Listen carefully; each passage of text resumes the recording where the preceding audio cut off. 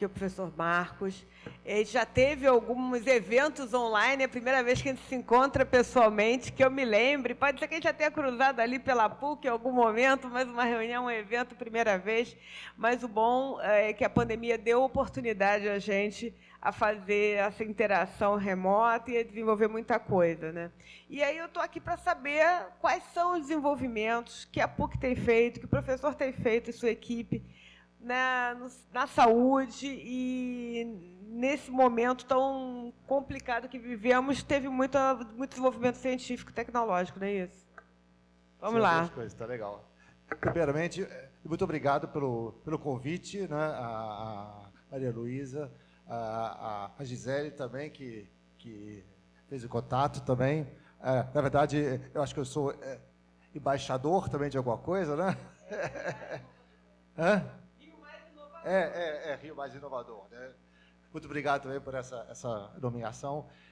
Eu vou dizer que eu estou um pouco acanhado, porque acho que o Lélio já falou assim, tudo praticamente, e é muito difícil assim, acrescentar alguma coisa. Então, o que eu vou falar é um pouco assim da perspectiva da academia, né, da informática, e como a gente vê essa contribuição da informática nessa área de saúde.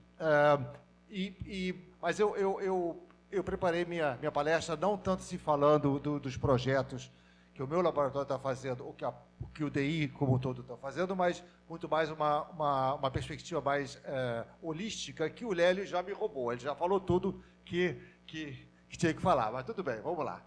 Então é isso. Então eu sou Marcos Endler, e eu estou no diretor do Departamento de Informática, já desde a pandemia. Foi ótimo, na verdade, né? Quer dizer, começou a pandemia e o meu mandato começou e eu lá perdido. Caramba, como que vai ser, né? Tudo só online, e eu pensei, eu nem envolver os meus colegas, mas a gente conseguiu superar isso com reuniões e com e-mails e com Zoom. A gente conseguiu tocar. A PUC do Rio, só uma curiosidade, ela foi muito ágil. Então, em uma semana, todos os cursos migraram para online. Foi impressionante. Então, a gente teve uma semana, né? Eu tinha um colega que no primeiro semestre, né, da pandemia, ele só ficou traduzindo as aulas dele para PowerPoint. Ele só fez isso, na verdade, porque tinha que mudar. Foi uma loucura mesmo. Eu já tinha tudo em PowerPoint, então foi mais fácil. Então é isso. Então, muito obrigado novamente a esse convite, e eu vou tentar falar alguma novidade para vocês, tá? Como que é? Hã? Aqui?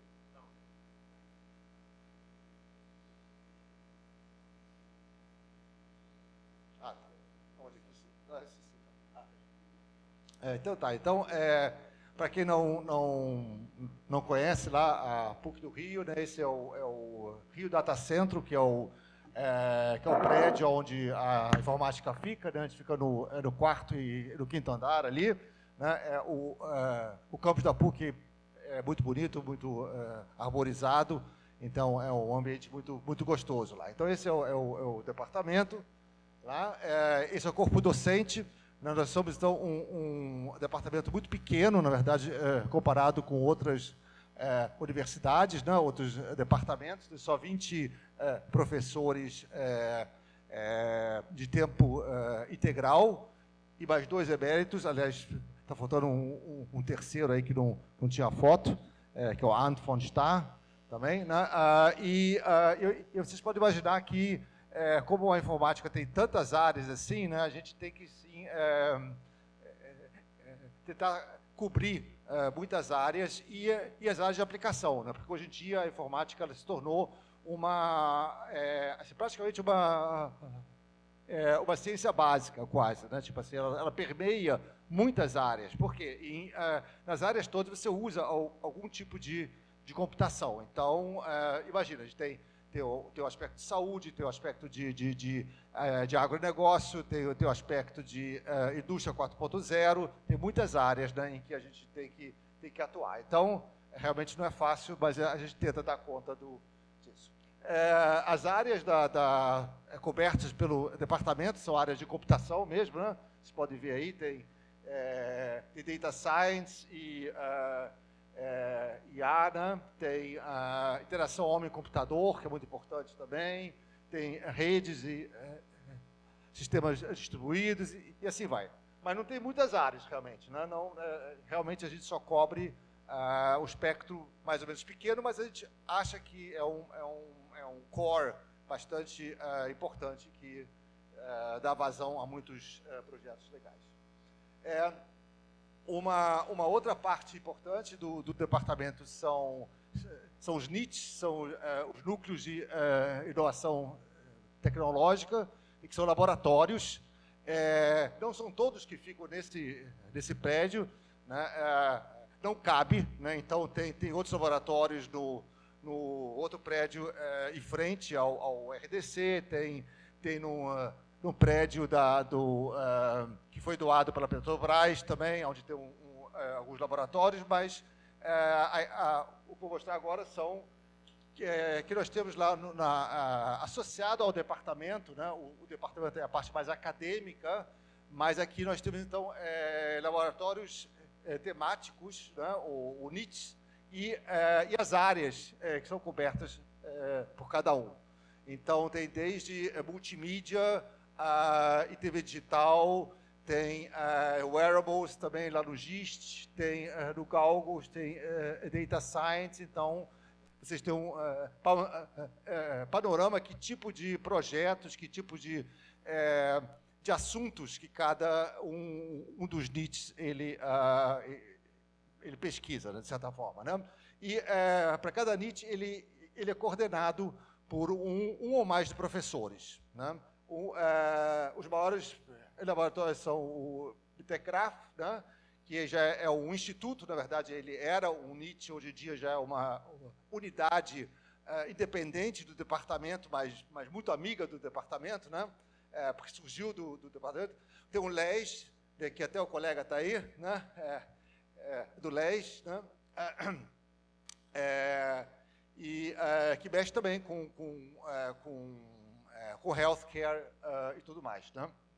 E é isso. Então, esse é o conjunto de laboratórios. Então, as pesquisas mais aplicadas, os projetos, são executados nesses laboratórios. Mas ainda na verdade, uma pesquisa que não visa necessariamente alguma coisa de mercado. Né? É uma pesquisa mais básica, uma pesquisa mais fundamental, vamos dizer assim. Né? Aí, desculpa. A PUC também tem... Isso eu botei depois. Tem o conjunto de startups que surgiram do departamento, que foram incubadas pelo Gênesis, que é a nossa incubadora, e que hoje em dia estão no mercado, aí já, algumas são unicórnio até, então é uma coisa muito boa. Queria falar agora o assunto do painel, acho que é isso, né? A inovação na saúde, ou o uso digital na saúde, né? E aí eu vou falar um pouquinho de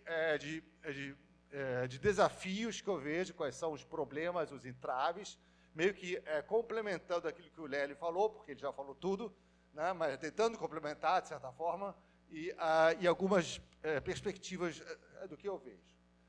Então é isso. Então, eu acho que a saúde 5.0, ela obviamente vai ter que ter pessoas profissionais, ela vai ter processos, ela vai ter, né, workflows no tratamento, ela vai ter muita ciência, quer dizer, a medicina, ela hoje em dia já herdou muita coisa da física, né, se você pensa assim em raio-x, em IRMI, por exemplo, isso é física, né, pura, na verdade. Então, sem esses avanços da ciência, hoje em dia a medicina ia ser muito, muito mais básica. Né? Hoje em dia a gente só consegue isso por causa disso. E a ciência e, obviamente, eu botei até em vermelho, muita TI, na verdade. Né? A TI vai estar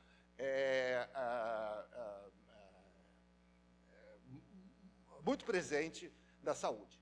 Então, isso vai para análise de imagens, é um exemplo, para medicina de precisão, né, para inteligência artificial e a telemedicina, né, para automação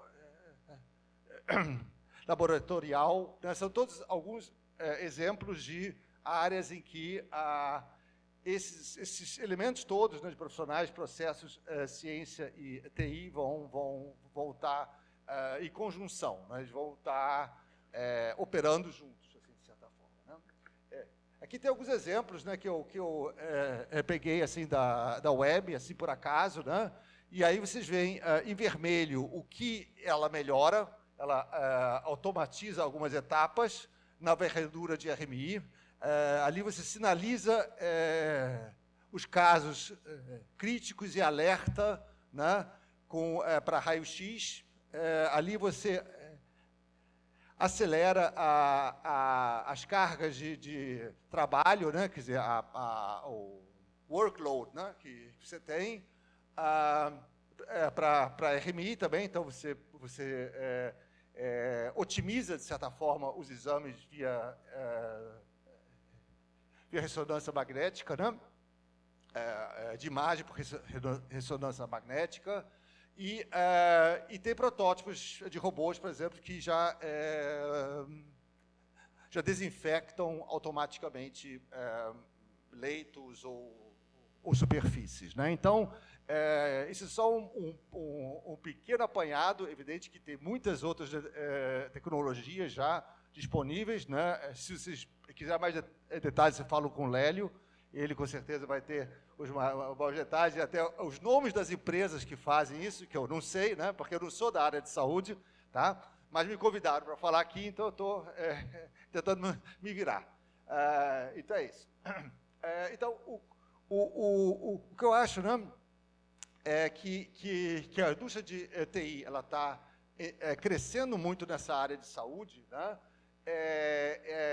Mas mesmo com esse cenário maravilhoso que está pela frente, né, ela tem encontrado alguns desafios que eu vou falar logo. Mas, quer dizer, mas ela tenta resolver alguns outros desafios que a saúde ou que a medicina hoje em dia tem, né, por exemplo. Então, o atendimento e o diagnóstico, algumas vezes, demora tempo demais. Então, a pessoa fica desnecessariamente, o paciente, esperando o diagnóstico e ainda não começa o tratamento, né, porque o procedimento todo demora muito. Né? A análise e o scanning, né, de algum procedimento, algumas vezes ele não é tão preciso, então há um diagnóstico errôneo, né? Então a gente pode usar inteligência artificial para ajudar o médico a identificar se é um tumor ou não é um tumor, por exemplo, se é maligno ou não, né? Pela forma que ele está crescendo, coisa assim, pela velocidade que ele está crescendo. Né? Outra coisa que o Lélio mencionou muito, um pouco também, são os custos. Né? Hoje em dia, a medicina não é muito otimizada. Então, tem ótimos aparelhos, tem profissionais muito qualificados, mas, algumas vezes, os processos internos não são tão otimizados assim. Né? Então, você está perdendo recursos, você está perdendo tempo. Né? Vocês já perceberam quanto tempo vocês perdem no hospital? É um absurdo, entendeu? Né? Se fosse mais rápido, se você pudesse ir lá, como se vai num banco, para resolver, para saber se...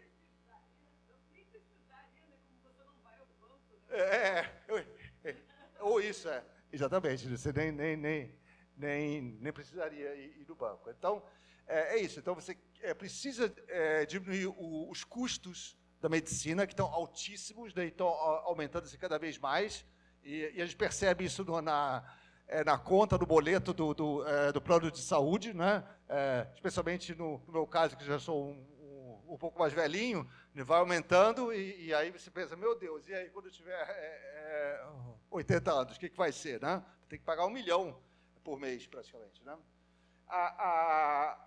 Outra coisa muito importante é essa telemedicina, né, que o Lélio já falou, que por causa da pandemia ela ganhou um momentum, né, e ela veio para ficar agora. Então é muito legal que a telemedicina, que não precisa ser necessariamente uma conversa direta com o médico, você pode ter algum tipo de inteligência artificial para ir já selecionando o que pode ser ou não, para encaminhar até para uma ligação específica depois com o humano.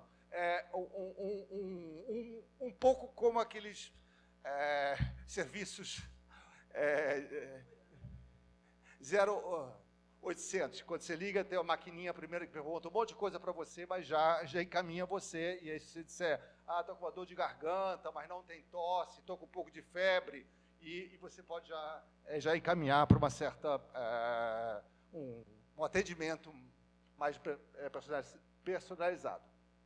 Outra coisa é a cooperação entre equipes distribuídas, né, porque esse país é grande e aí você não pode ter um especialista muito bom em qualquer hospital, mas você pode ter, eventualmente, os equipamentos para uma cirurgia, né, e você poderia ter o médico remotamente, assim, cooperando, um especialista, assim, remoto, cooperando com os médicos locais para fazer a intervenção. E talvez não uma cirurgia de coração, que realmente isso é muito delicado, mas alguma outra coisa que não seja tão difícil assim. É diagnóstico também, exatamente, né? Outra coisa muito importante, hoje em dia a gente pensa assim, eu fui no hospital, me trataram, eu volto para casa e não tem mais conexão nenhuma, né, na verdade. Então, o acompanhamento pós-internação é muito importante também, porque são nesses dias, depois da pós-internação, que um paciente pode voltar a ter alguns sintomas que são importantes realmente, mas ele não sabe disso, ele acha que é outra coisa qualquer, a família não sabe, e aí acontece alguma coisa e ele não vai para o hospital, né? Então, isso é muito importante. E, obviamente, as campanhas de prevenção e de qualidade de vida, né? Então, isso é muito, muito importante. Então, esses desafios todos, e outros também, né? Tem os pontinhos lá embaixo, eu acho que podem ser melhorados praticamente com a tecnologia da informação. Né? Ok. Um desafio fundamental, que eu digo assim, tipo assim, como que essas coisas vão conversar. Esse que é o problema, na verdade, né? Então, uma coisa é que a gente sabe que nesse segmento de tecnologia tem uma falta de mão de obra qualificada imensa, absurda, na verdade. Isso desde o setor financeiro até setor, o que mais, sei lá, de automação, de óleo e gás. Qualquer lugar você precisa de uma pessoa com boa qualificação para desenvolver, para fazer o deployment, para testar e tudo mais, né? A gente percebe isso lá com os nossos alunos, quer dizer, antes mesmo do curso terminar, está todo mundo já empregado. Todo mundo já está, na verdade. Tanto é que no currículo a gente já bota, nos últimos períodos, só optativas, praticamente. Aí o aluno veio quando quiser, na verdade, né? Porque não dá para segurar o aluno lá, né? Acho que não tem um aluno da computação que ficou algum tempo desempregado. Não é só se, de repente, eu quero viajar, quero passear um pouquinho para a Europa, aí tudo bem, né? Mas não é esse caso. Outro problema é do outro lado, que o profissional da saúde ele tem, algumas vezes, eu acredito, dificuldade em manter-se atualizado nas novas tecnologias de produtos que vêm, porque hoje em dia, se eu não estou enganado, os equipamentos mais sofisticados eles são importados, eles não são produzidos aqui no Brasil, ou seja, não tem um especialista aqui que você possa ligar, vem cá, essa máquina como funciona mesmo, etc. Então, isso é uma certa barreira, é uma certa dificuldade. Tanto é que no setor de saúde, eu acho que existe uma certa resistência para a adoção de uma nova tecnologia, né? Em parte porque isso vai tornar os procedimentos diferentes, basicamente, e não tão adequados assim à rotina da clínica ou do hospital, e o diretor do hospital ele tem receio que, se incorporar essa tecnologia, aí as coisas não vão funcionar muito, e ele vai ficar refém dessa. Então, essa necessidade da constante atualização é fundamental. Então, eu diria que os profissionais de saúde deveriam fazer cursos de tecnologia, e o pessoal de tecnologia deveria ir para as clínicas, para os hospitais e para a prática médica, para aprender melhor, para fazer os aplicativos ou as tecnologias melhor. Então, existe esse gap entre um mundo e outro mundo, das pessoas, né, que trabalham lá. São ótimos médicos, são ótimos desenvolvedores, mas é outro mundo, na verdade, né? Tanto é que eu estou aqui de tecnologia falando besteira para vocês sobre medicina. Tá? A outra coisa é, do ponto de vista do desenvolvimento do software ou dos aplicativos, também um problema muito grande é a implantação depois do sistema. Porque uma coisa é você desenvolver, a outra coisa é você botar em produção esse sistema, né? Por quê? Porque isso eventualmente vai requerer uma infraestrutura diferente de rede, vai requerer uma infraestrutura específica, o treinamento de pessoas para operar isso. Isso é tudo muito custo, na verdade, né? Novamente, tem o aspecto que são mundos diferentes, e tem o aspecto que toda tecnologia geralmente vem com uma nova complexidade que o outro lado não conhece. Então, tem desconfiança, né? Tem uma certa resistência. Eu não sei se isso vai funcionar. Houve muito isso. Eu não sei se vai funcionar. Eu não sei se vai funcionar. Em parte porque eles dizem que o paciente não vai querer, mas é teórico, ou que o médico ou o enfermeiro não vai querer, né? Porque está fugindo àquilo que ele aprendeu na escola médica, ou porque é muito complicado mesmo. Meu Deus, vou ter que apertar milhões de botões, acertar aqui, vou ter um monitor que eu tenho que entrar dados. Não, eu não quero isso, né? Entendeu? Tem muita resistência. Então, essa digamos, uma diferença cultural que tem que ser quebrada, eu acho. Tá? Então, é isso. Então, os profissionais muitas vezes estão resistentes a conhecer as inovações por causa da insegurança de como usar, né?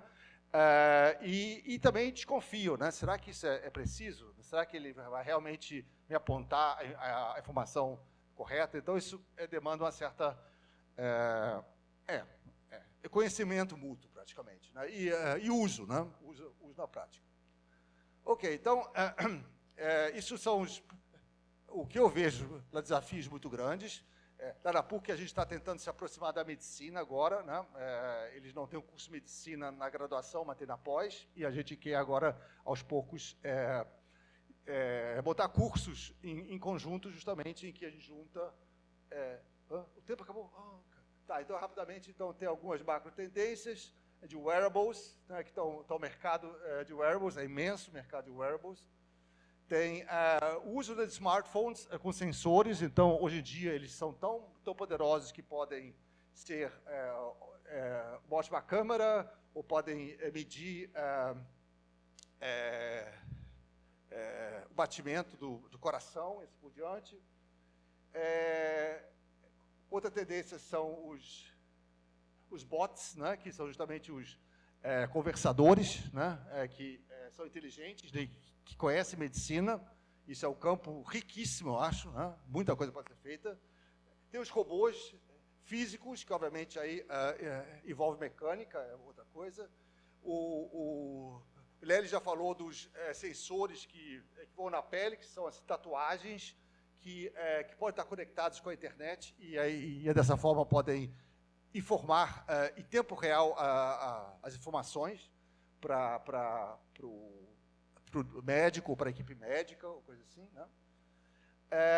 É isso. Então, meio que para resumir, se fosse rapidamente algumas tendências, então eu acho que essa conjunção da saúde com a tecnologia da informação é muito rica, porque tem uma disciplina que é a ciência de dados, que vocês veem que junta ciência da computação, matemática, estatística e domínio conhecimento de domínio. Então, essa parte é a parte médica, mas tem muita estatística, muita matemática e ciência da computação para você limpar os dados, para você preparar os dados para entender melhor, né, o que está acontecendo.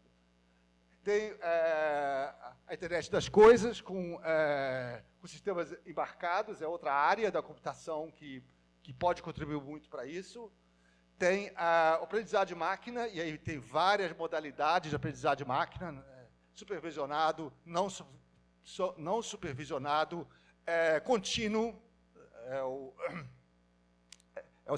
reinforcement learning, né? Ele vai aprendendo à medida que ele vai processando, e no final tem a automação e a mecatrônica, quando envolve algum tipo de mecânica também, né? Para robôs, etc, etc. Então, eu acho que a tecnologia da informação, ela aborda essas áreas todas aqui, e elas todas estão contribuindo praticamente para justamente o que chamaria de MedTech, ou saúde digital, ou saúde 5.0. Opa, desculpa. Rapidamente agora só um exemplozinho lá do nosso laboratório. Isso é uma pesquisa que é feita em 2 laboratórios. Esse aqui você pode pensar, é de hardware, é de embarcados. Esse aqui é de software, esse que eu coordeno, que é o LAC. E essa é a imagem do primeiro laboratório. Então, é um laboratório de hardware realmente para fazer wearables. E o que a gente fez? A gente fez um sistema, isso não foi da hora para outra, né? Isso levou desde 2020, motivado pela Covid, né? Um sistema com wearable e um wearable e uma estação rádio base, que não é Wi-Fi, que não é Bluetooth, específica, com protocolo muito, muito otimizado, que justamente ele coleta os dados dos wearables, dos pacientes, e ingere isso num sistema de monitoramento na nuvem, eventualmente, né? Que, no nosso caso, se baseia no nosso middleware, que nós já temos lá desenvolvido desde 2011, praticamente, né? E gera alarmes ou informações de status dos pacientes. Tá? E essa mesma tecnologia você usa em casa também. Então, a ideia é que o paciente, depois que tem alta, ele vai para casa, usa o smartphone dele praticamente como hub de comunicação, basicamente, né? Mas o wearable é o mesmo, praticamente. E aí isso permite, então, que a equipe médica continue monitorando os pacientes que já tiveram alta. Essa aqui que é a ideia. Não conseguimos ainda vender isso, tá? Mas está nos planos. Aqui tem algumas imagens do app móvel. Aqui você vê, para cada leito, você vê a frequência cardíaca, a saturação de oxigênio, a temperatura e a frequência respiratória. E essas barrinhas estão indicando se o paciente está ok, se ele está piorando, se ele está bem, esse verdinho que está bem, esse aqui está um pouquinho pior, e esse aqui está meio crítico. E esse pode ou mostrar isso dessa forma, na forma de leitos, ou na forma de lista, ou até de estatística, quer dizer, como que cada parâmetro desse aí ao longo do tempo variou, né? Se vocês quiserem ver em mais detalhes sobre essa interface, está lá embaixo.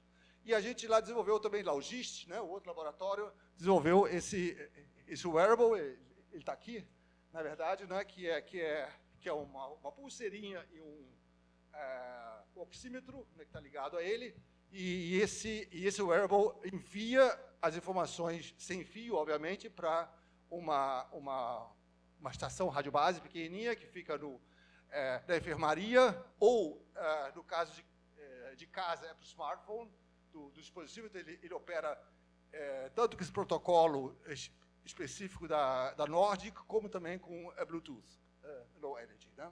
E aqui, basicamente, as dimensões dele. Então, esse é o nosso sensor kit, e é isso. Tá, me desculpe a correria, tá?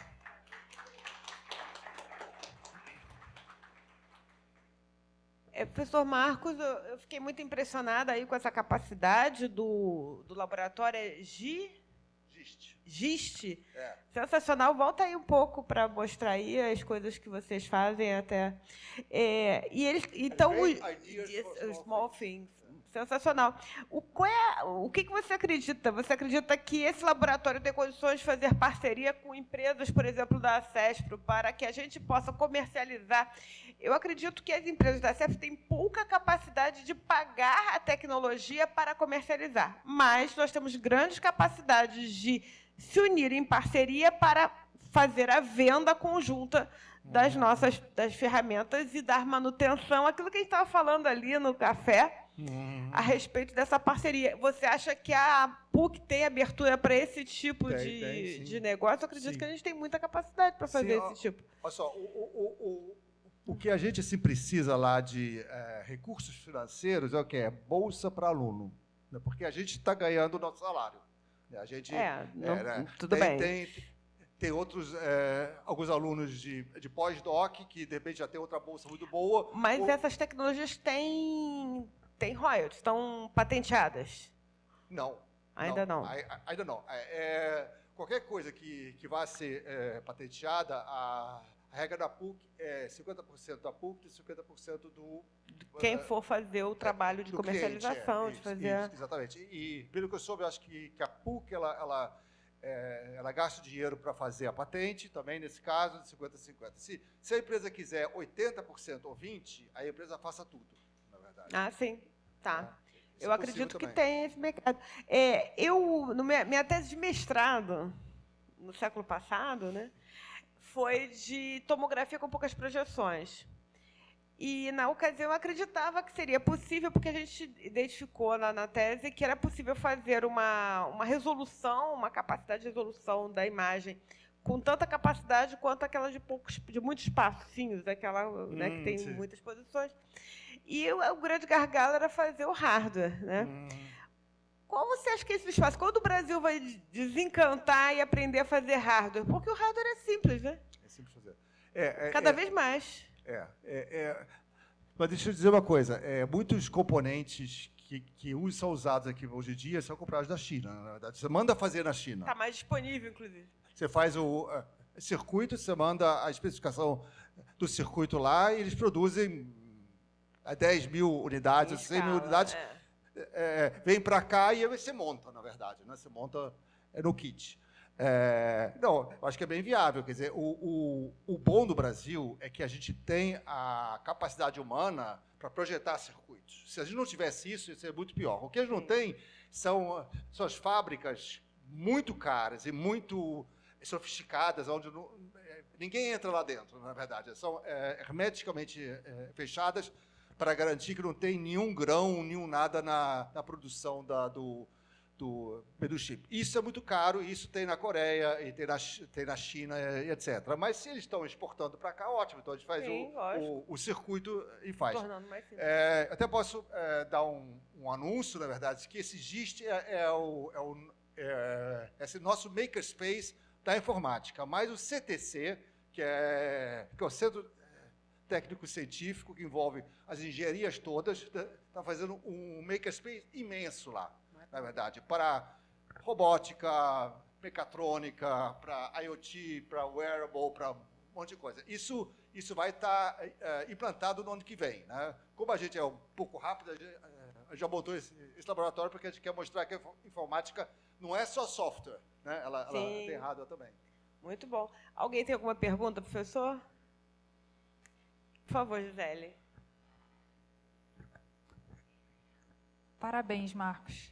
Maria, eu sempre brinco com o Marcos, o nome do laboratório é de cooperação avançada. Então, vamos fazer cooperação, né? Colaboração.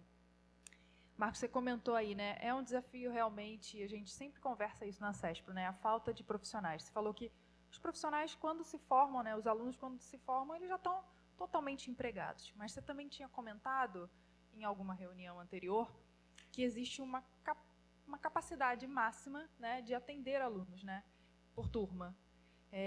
Como que a gente poderia fazer para ter mais turmas? Né? Assim, é uma conversa entre nós, para a gente formar mais pessoas. Né? A CESP já faz isso com outras instituições. Como que a gente poderia fazer? Você tem alguma ideia? Então, ótima pergunta, Gisele. Muito obrigado. Eu acho que até a gente já combinou essa pergunta, né? Não, no caso da PUC, o problema não é nem a capacidade de você ter turmas maiores, é a entrada de alunos, porque a PUC é cara, muito cara, na verdade. Né? Então, quando eu ouço aquilo que os alunos têm que pagar, eu penso assim, caramba, será que a minha aula é tão boa assim? Eu não sei se é tão boa assim, né? É muito cara. Então, realmente, para tirar esse gargalo, a gente precisaria de bolsas para os alunos, que passasse, por exemplo, em vez de que pagar 5.200, calma, é 5.200 por mês mesmo, tá? 5.200 para 2.500 ou coisa assim, já seria um alívio maravilhoso. Então, aí está o meu apelo, que já foi combinado com a Gisele, se uma empresa quiser ser parceira do DI, assim, para desenvolver essas coisas, etc., o primeiro passo muito, muito bem-vindo seria dizer, a gente vai dar para 5 alunos uma bolsa, meia bolsa, né, durante o curso todo. Isso já seria maravilhoso, na verdade, porque a gente consegue captar alunos muito bons que iriam para o IME, né, que iriam para a USP, que iriam para a UF. A gente brinca lá na PUC que a nossa pesquisa e a nossa aula tem que ser 5.200 melhor do que a da UFRJ. 5.200, é difícil, porque a UFRJ é muito boa, né? Tem que ser, então, esse que é o problema. O problema é da porteira de entrada de alunos. Então, o que mais... Eu sinto muita pena que tem muito aluno de escola pública que até faz o vestibular, mas ele não se matricula porque ele só fez Vocês já dão meia bolsa e o empresário daria outra meia bolsa, seria isso não? Não. Porque esse aluno tem condições de pagar 2.500 por mês? Aí que está. Muita família de classe média teria a condição de pagar 2.500, mas não de 5.000 reais. Agora, tem alguns alunos que vêm realmente de escola pública que teriam que ganhar 100% de bolsa. Mas aí a gente pensou no nosso programa de bolsas que a cota de bolsa é de 50%. Então, 50% dá uma bolsa de 100% para o aluno. E eu fico com pena, porque realmente a gente acaba realmente recebendo só, ou muitas vezes, os alunos de classe alta, de Zona Sul, que é até ruim para a cultura da universidade. Ou seria muito bom se eles tivessem convívio com alunos mais carentes, entendeu? Então, qualquer tipo de apoio é muito bem-vindo. Eu já tenho uma fundação, Bering, que nos apoia, já dá 10 bolsas por ano, e a URB, Hotel Urbano, até posso fazer um pouquinho de propaganda, eles pagam também bolsa para meninas. Eles querem que muitas mulheres façam computação. Então, a URB paga 6 bolsas por ano, integrais. Então, o aluno entra e não paga nada. E o meu sonho em algum tempo, que nenhum aluno da computação tenha que pagar alguma coisa. Todo mundo ganha bolsa. Isso seria muito bom, mas é difícil, né? Então é isso. Então, se alguém tiver algum dinheirinho aí, depois eu passo o chapéu, tá? Valeu, Gisele. Obrigado, professor.